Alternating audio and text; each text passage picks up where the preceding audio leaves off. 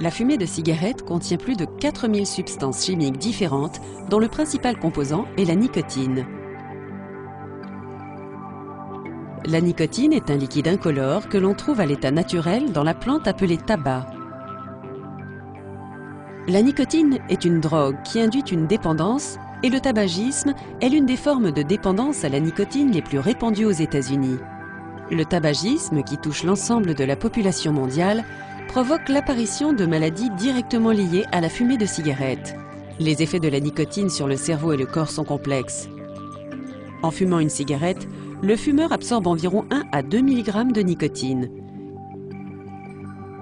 Il ressent alors immédiatement une sensation de plénitude due à la stimulation des glandes surrénales par la nicotine et donc à une sécrétion d'épinéphrine, également appelée adrénaline.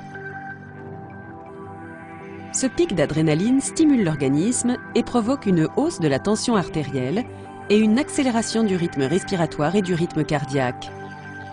La nicotine stimule également la libération de dopamine dans le cerveau, substance responsable des sensations de plaisir et d'euphorie. Cette sensation d'euphorie se retrouve également dans d'autres substances psychoactives. Cette sensation de plaisir augmente l'effet de dépendance à la nicotine.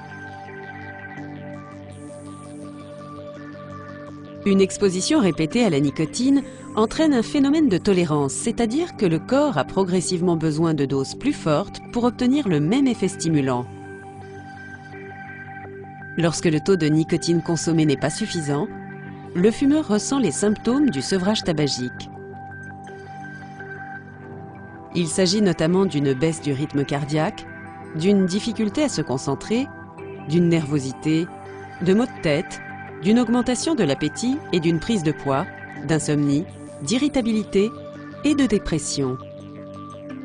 Ces symptômes diminuent avec le temps, mais les effets secondaires du sevrage tabagique sont un obstacle à surmonter lorsqu'on arrête de fumer.